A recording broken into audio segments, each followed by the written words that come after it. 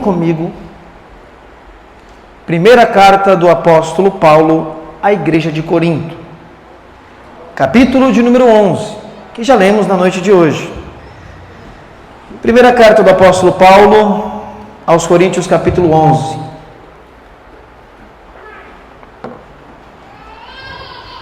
Localize, por gentileza, o verso de número 17. Primeira carta de Paulo aos Coríntios, capítulo 11, verso de número 17. Aqueles que localizaram, por gentileza, diga amém. Amém. Coisa boa, eu creio que todos achamos. Escrita está assim, igreja: nisto, porém, o que eu vou dizer, eu não louvo a vocês, porquanto, quando vocês se ajuntam, não é para melhor, senão para pior. Porque antes de tudo, eu ouço que quando vocês se ajuntam na igreja, há entre vós dissensões, e em parte eu acredito. E até importa que haja heresias, para que se manifestem aqueles que são sinceros. De sorte que quando vocês se ajuntam em um lugar, não é para comer a ceia do Senhor, porque comendo cada um toma antecipadamente a sua própria ceia. Assim um tem fome, e o outro bebe tanto que se embriaga. Não tende porventura casas para comer e para beber? Ou desprezais a igreja de Deus e envergonhais os que nada têm para comer e beber? Porque eu recebi do Senhor o que também vos ensinei, que o Senhor Jesus, na noite em que foi traído, tomou o pão, e tendo dado graças, o partiu e disse: tomai e comei, isto é o meu corpo que é partido por vós, fazei isso em memória de mim. Semelhantemente, depois de ceiar, tomou o cálice, dizendo: este é o cálice do Novo Testamento no meu sangue. Fazei isso todas as vezes que beberdes em memória de mim.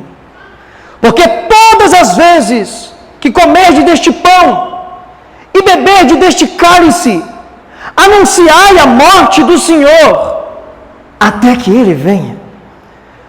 Porque qualquer que come do pão e bebe-se do cálice indignamente, será culpado do corpo e do sangue do Senhor. Examine-se, pois, o homem a si mesmo, e coma desse pão e beba desse cálice. Porque o que come e bebe indignamente, come e bebe para a sua própria condenação, não discernindo o corpo do Senhor. Por causa disso há entre vós muitos fracos e doentes, e muitos que dormem. Porque se nós nos julgássemos a nós mesmos, não seríamos julgados. Mas quando somos julgados, somos repreendidos pelo Senhor, para que não possamos ser condenados com o mundo. Porquanto, meus irmãos, quando vocês se juntais para comer, esperais uns pelos outros. E se alguém tiver fome, come em casa, para que não vos ajuntais para condenação. Quanto às demais coisas, eu ordenarei quando estiver convosco. Amém, igreja? Amém. Glória a Deus. Glória a Deus. Tome o seu assento, louvando a Deus. E, por gentileza, não feche a sua Bíblia, para que você possa acompanhar a exposição de tudo que lemos na noite de hoje. Meus amados irmãos, para guisa de introdução, há algumas verdades a serem ditas na noite de hoje. Quando nos debruçamos para ler e estudar e examinar as cartas do Novo Testamento, dos problemas que aconteciam nas igrejas do primeiro século, não podemos apenas nos resumir e entender que aqueles problemas que permeavam aquelas igrejas ainda não continuaram a se seguir ao longo dos tempos. Os problemas continuaram, porque são problemas atemporais que ocorrem dentro das igrejas, porque os tempos mudaram, as cidades são outras, mas a igreja ainda é composta por homens caídos e pecadores. Pois bem, tendo dito isto, é importante também sabermos que o apóstolo Paulo, ele escreve esta primeira carta à igreja de Corinto, que estava no país da Grécia, na região chamada Acaia, por volta do ano 55 da era cristã, quando ele estava na cidade de Éfeso. Ele recebe cartas da família de um membro da igreja de Corinto chamado Cloe, com muitos problemas que aconteciam nessa igreja. A igreja de Corinto, ela foi a igreja que mais trouxe problemas para o apóstolo Paulo, mas também foi uma das igrejas que ele mais amou. E após ficar consciente de inúmeros problemas que ali acontecia, ele se debruça para escrever essa primeira carta. Apóstolo Paulo, ele foi o fundador da igreja de Corinto. E isso está registrado em Atos dos Apóstolos, capítulo de número 18, que aconteceu provavelmente por volta do ano 52 da era cristã, quando ele sai da cidade de Atenas, desce para Corinto, se estabelece ali, desce da Macedônia no mesmo tempo, Silas e Timóteo para o ajudar no ministério na cidade de Corinto. Chegando ali, diz o texto de Atos que Paulo conhece um casal de judeu, Priscila e Áquila, que haviam fugido de Roma por conta do decreto do imperador Cláudio, que promoveu uma grande perseguição aos judeus. Esses se convertem ao Evangelho e vão trabalhar com Paulo, tecendo tendas. E Paulo se estabelece nesta cidade por cerca de 1 ano e meio, 18 meses. Uma cidade que neste contexto era uma grande metrópole, com aproximadamente 400.000 pessoas. Uma cidade portuária banhada, tanto pelo mar Jônico como o mar Egeu. Um corredor do mundo antigo, mas uma cidade promíscua, uma cidade imoral. Na acrópole da cidade havia um monte chamado Acrocorinto. E neste monte havia um templo de uma deusa pagã grega chamada Afrodite, a deusa da fertilidade, a deusa da sexualidade. Que neste contexto, dentro deste templo, havia aproximadamente 1.000 prostitutas que eram sacerdotisas, e o culto a essa divindade pagã era sexo explícito. É neste contexto, neste cenário, que o apóstolo chega, o evangelho é anunciado, o evangelho é pregado, e a estaca da bandeira de Jesus Cristo é cravada na cidade de Corinto, para a glória de Deus. Paulo precisa continuar as suas missões, e parte. E muitos problemas surgem na igreja, e ele precisa tratar estes problemas. Mas o foco de hoje é trabalhar a segunda seção do capítulo 11, que é o problema do culto de ceia. Mas como é uma carta, eu gostaria de rapidamente contextualizar você os problemas que aconteciam nesta igreja. Se não, vejamos, do capítulo 1 ao capítulo de número 4, apóstolo Paulo vai trabalhar um problema que ainda nos persegue, infelizmente. Dentro destes capítulos, o apóstolo Paulo trabalha o problema das dissensões e divisões dentro da igreja, da panelinha, do clubinho, do grupinho separado. Muitos da igreja de Corinto diziam: eu sou de Paulo, o fundador da igreja. Outros já pensavam diferente: eu sou de Apolo, que é um homem poderoso em palavras, tem uma boa oratória e uma boa retórica. E nós somos gregos, amamos filósofos e quem fala bonito, então eu sou de Apolo. Outros dessa igreja pensavam diferente: não, como eu tenho descendência judaica, Eu sou de Pedro, Cefas, porque ele entre os apóstolos judeus ele é o maior. Já outros que se sentiam mais espirituais diziam, não, eu não sou de Apolo, nem de Pedro e nem de Cefas. Eu sou de Jesus Cristo.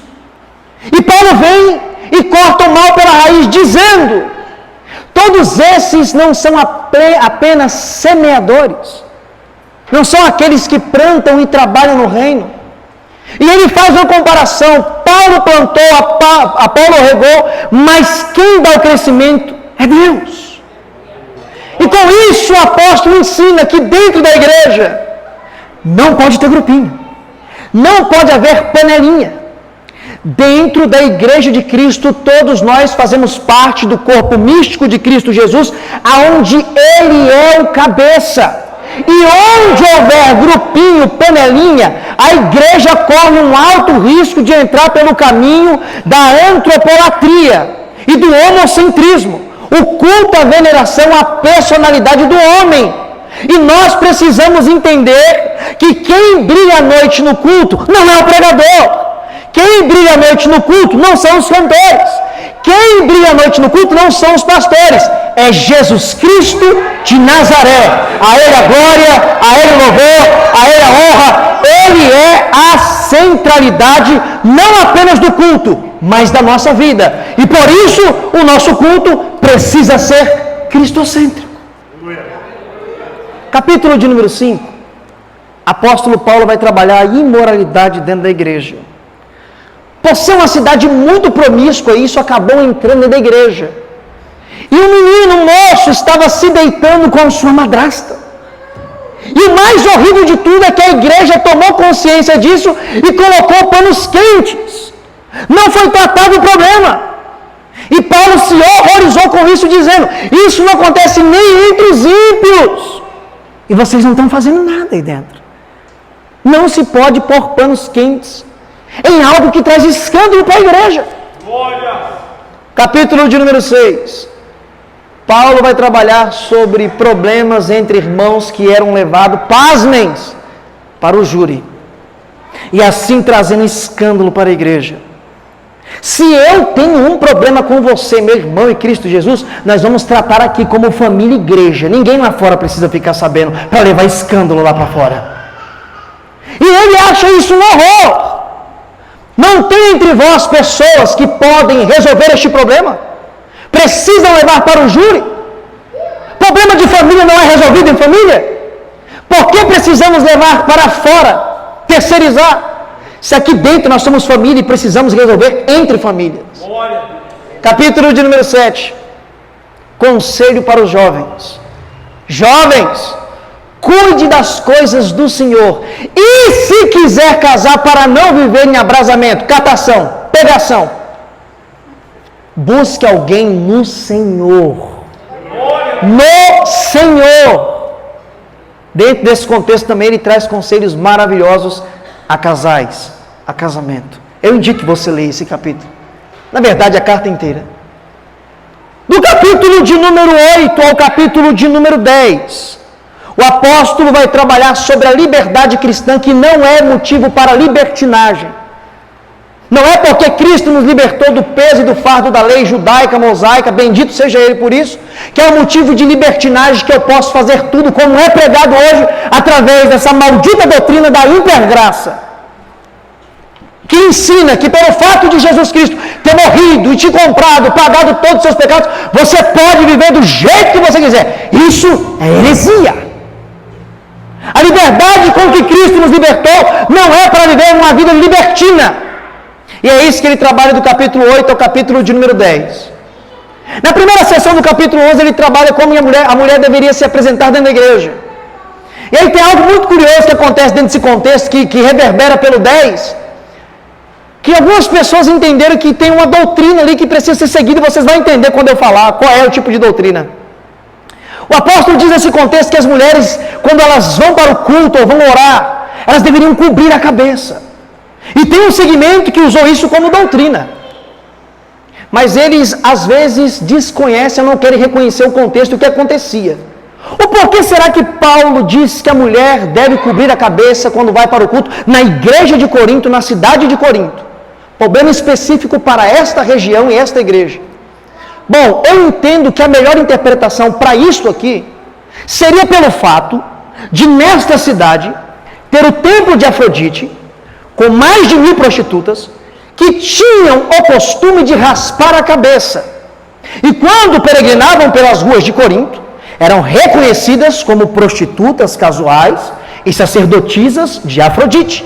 Mas o Evangelho chega e alcança as almas e as pessoas são mudadas, são convertidas, são transformadas.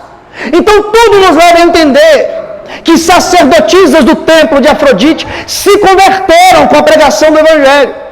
Mas ainda quando peregrinavam pelas ruas, eram chamadas e reconhecidas como prostitutas. E por isso Paulo haveria aconselhado para que todas usassem o véu, porque só as prostitutas que se converteram vão usar? Que excepção é essa? Então todas usem para não ter problema. Mas ele mesmo diz na sequência do texto que a mulher tendo o cabelo comprido lhe serve por véu. É simplesmente isso. Na segunda sessão do capítulo 11, que vai do verso 17 ao verso de número 34 que lemos, Paulo vai trabalhar exclusivamente o problema que acontecia no culto de ceia. E esse é o foco da noite, é onde eu queria chegar. Um ponto passivo que precisamos observar, que a ceia da igreja primitiva não é parecida com a nossa. A ceia dessa igreja, você vai entender o que eu vou dizer agora, você vai fazer a comparação. Seria aquele mesmo evento que nós fazemos, talvez 1, 2, 3 vezes por ano, que é quando nós fazemos um retiro para uma chácara.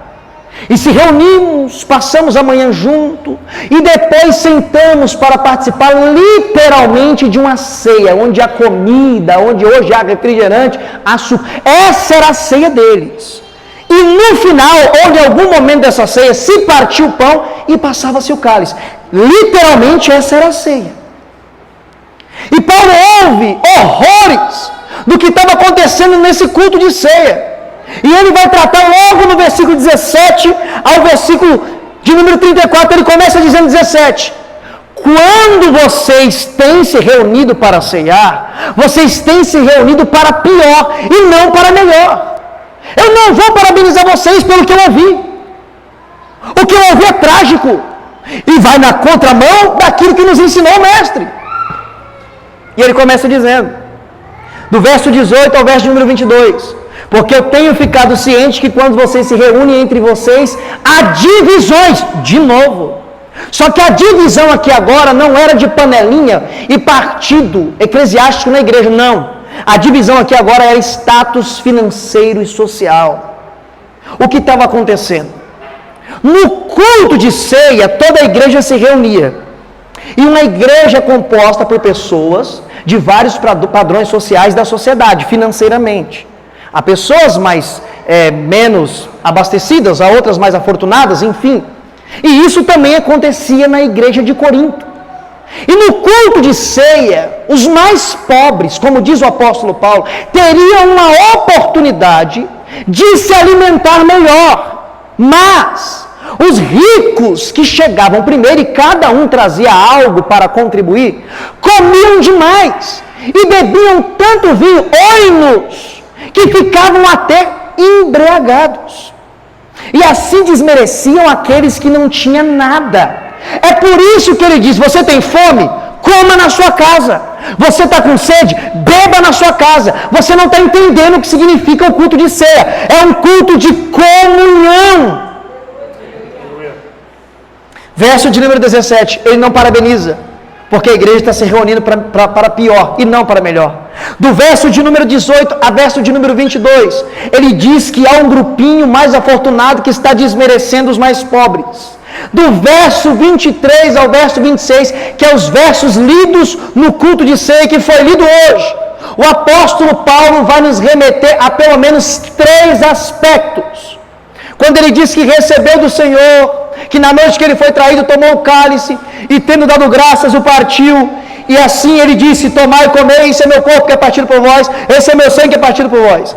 Aqui Paulo vai nos remeter do 23 ao 26 a pelo menos 3 aspectos. Quais aspectos? Ele diz que todas as vezes que nós participamos da ceia, nós anunciamos a morte de Cristo. A ceia é um culto que nos faz olhar para trás, nos faz olhar para João capítulo 18, Quando Jesus Cristo, ali no Getsemane, ele tira um passo de perna para orar a mais. Ele tenta despertar os mais íntimos, mais próximos. Pedro, Tiago, João. Está escrito que ninguém levantou para orar com ele. Talvez eles estavam cansados pela labuta do dia. Segunda vez ele torna a orar sozinho, ninguém ora com ele. Na terceira vez ele diz, basta! É chegada a hora em que o Filho do Homem entregue a mão dos pecadores. Segundo os melhores estudiosos, a partir deste momento que Jesus Cristo ele é capturado, preso, de forma injusta, ele vai sofrer aproximadamente 12 horas. Dali é levado para o julgamento na calada da madrugada, ilícito, na casa do sumo sacerdote, aonde ele é injuriado, vilipendiado. Na manhã seguinte daquela noite, é levado para o pretório romano, aonde é humilhado, aonde é espancado, cuspido e envergonhado. A sentença está posta, crucificação, mas antes uma punição romana, com um chicote chamado azorrague, que havia 12 tiras. Nas pontas das suas tiras, ossos de carneiro quebrado e pedaço de chumbo.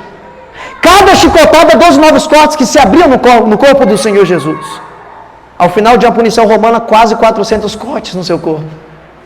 Totalmente espancado, humilhado, vilipendiado, joga-se um lenho maldito e pesado e exame sobre as suas costas, e ele tem que caminhar debaixo dos apupos de vaia de uma multidão, ensandecido e sedento por sangue, seu rosto encebado de sangue e poeira, é levado para o monte chamado Gólgota, e ali o Filho de Deus é suspenso no madeiro, entre a terra dos homens e o céu de Deus, até que ele exclama em alta voz, Tetelestai, está pago, está consumado. A cédula do pecado que era contra a minha vida e contra a sua vida, ele riscou naquele dia com seu sangue puro, com seu sangue carmesim.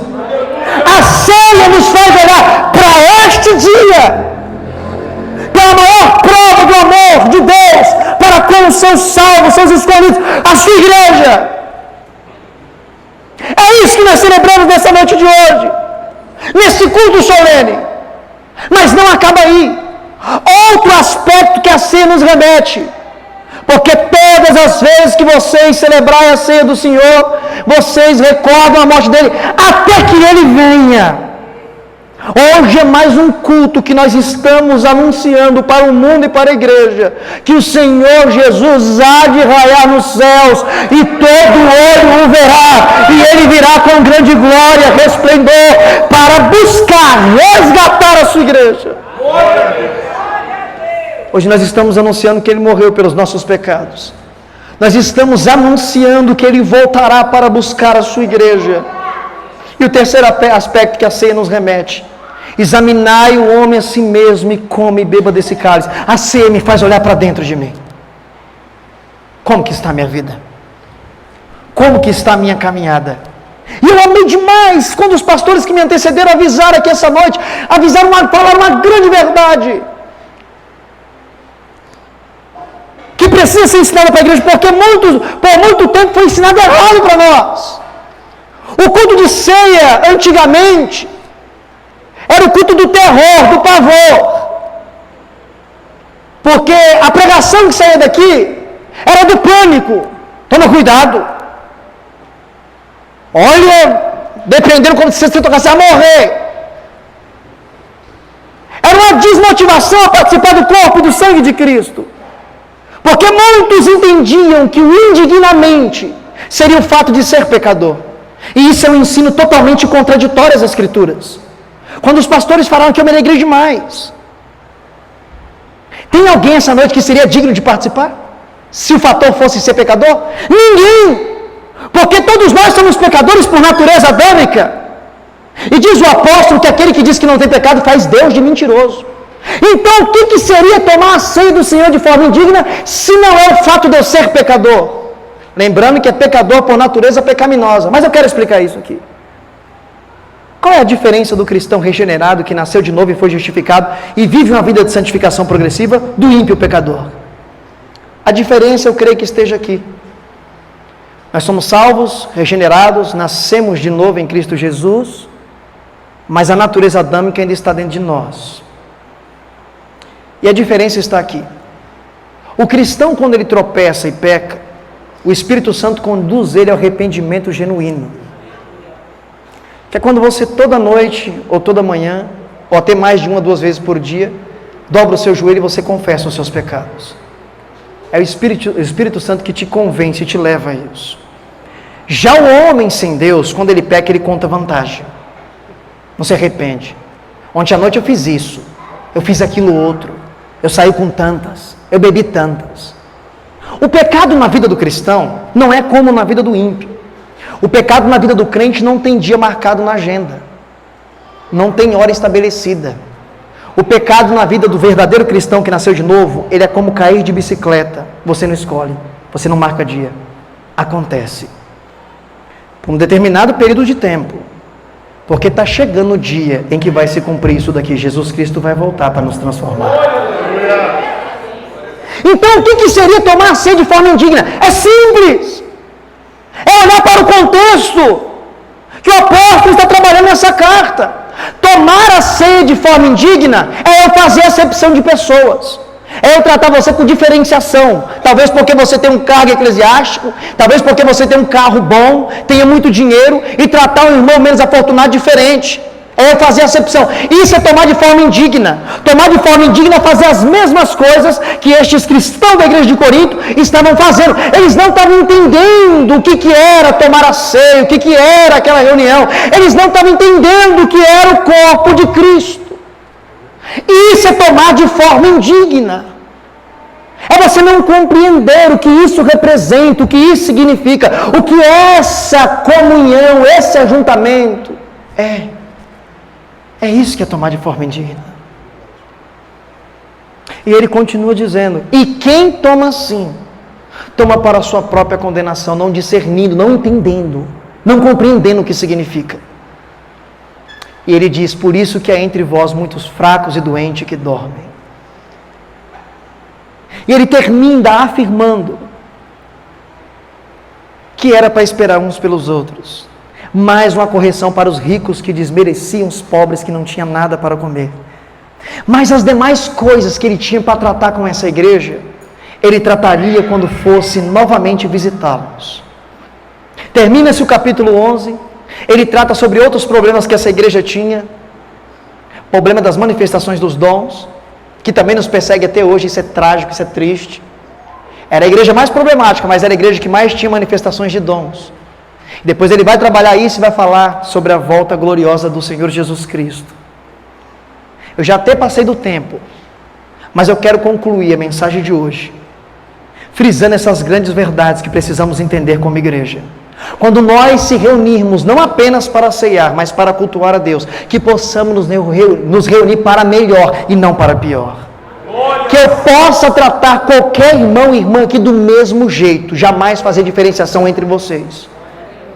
Não importa o seu cargo e título eclesiástico, não importa o seu status social perante a sociedade, que eu possa te amar em Cristo Jesus e te tratar da mesma forma que eu trato todos os irmãos. Porque assim eu mostrarei realmente que eu sou servo de Deus e nascido de Deus. E tenho um caráter de um cidadão do reino da glória. Que possamos todas as vezes que se reunir para celebrar a ceia de Cristo, entender os 3 aspectos. Nós lembramos do que foi feito por mim e por você. Nós estamos anunciando que Ele vai voltar. E eu estou olhando para dentro de mim, vendo se eu estou vivendo uma vida de santificação progressiva. O que é santificação progressiva? É cada dia mais se afastando das práticas pecaminosas, até eu chegar à estatura do varão perfeito, que é Jesus, no arrebatamento da igreja. Meus queridos irmãos, hoje é um culto solene demais. A ceia do nosso Senhor, que nós já até participamos, bendito seja Ele por isso. E isso é privilégio, poder participar. Isso é coisa linda. Então valorize a oportunidade que Deus tem te dado de celebrar disso, de participar de tudo isso, que Ele nos garantiu, que Ele nos estabeleceu. E se hoje celebramos e tomamos a ceia do Senhor, jamais foi pelos nossos méritos. E se nós tomamos hoje de forma digna, é porque Cristo nos deu essa dignidade garantida na cruz do Calvário. Eu quero orar pela sua vida, eu quero orar pela sua família. Se coloque de pé em nome de Jesus. Eu quero orar pela sua casa, pela sua família, pelo seu casamento e pelos seus filhos. Curve a sua cabeça. Senhor nosso Deus, graças te damos pela sua boa palavra que foi pregada na noite de hoje. Eu te glorifico e te exalto porque a sua palavra mais uma vez foi como flecha certeira aos nossos corações. Sua igreja deu crédito à sua palavra, Senhor. E bendito és tu por tudo isso. Que possamos como igreja, Deus, nos reunir para melhor e jamais para pior. Que entre nós não haja indiferença, ó Mestre, mas que possamos viver um amor cristão, um amor fraternal, o amor que há comunhão, e que possamos não apenas no culto de ceia, mas todos os dias, lembrar, nos recordar de tudo o que fizestes por nós, que possamos também estar firmes na grande esperança que está sobre a sua igreja, que a sua volta retumbante, gloriosa e majestosa, que nós aguardemos, maranatas. Senhor, que possamos olhar para dentro de nós e ver o Espírito Santo trabalhando, nos moldando, nos conduzindo numa vida de santificação progressiva, e que a sociedade, o mundo, possa nos ler como um livro aberto, uma carta aberta, e enxergar Cristo em nós. É o que nós te pedimos, ó Deus, é o que nós te suplicamos, em o nome de Jesus, em o nome de Jesus.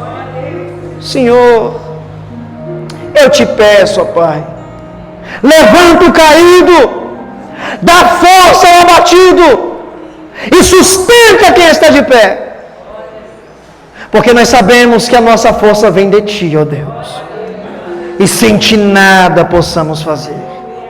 Senhor, aqui está a sua igreja, o seu povo, aquela que o Senhor ama e pagou um alto preço por ela. E nesta noite eu quero abençoar o meu irmão, eu quero abençoar a minha irmã, eu quero abençoar a sua igreja com todas as bênçãos que o Senhor alcançou, decretou, confirmou, predestinou nos laços da cruz do Calvário de Cristo Jesus.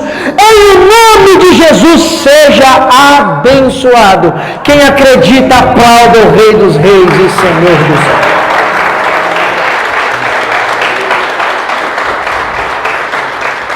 Glória a Deus, bendito seja o nome do Cordeiro, meus irmãos.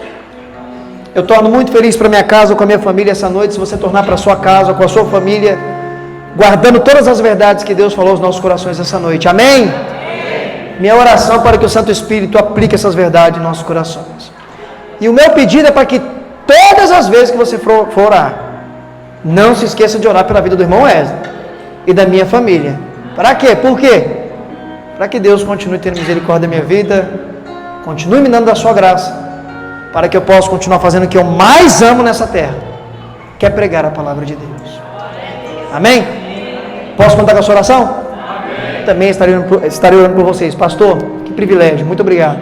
Prazer estar com vocês, eu agradeço a oportunidade em nome de Jesus. Obrigado, pastor.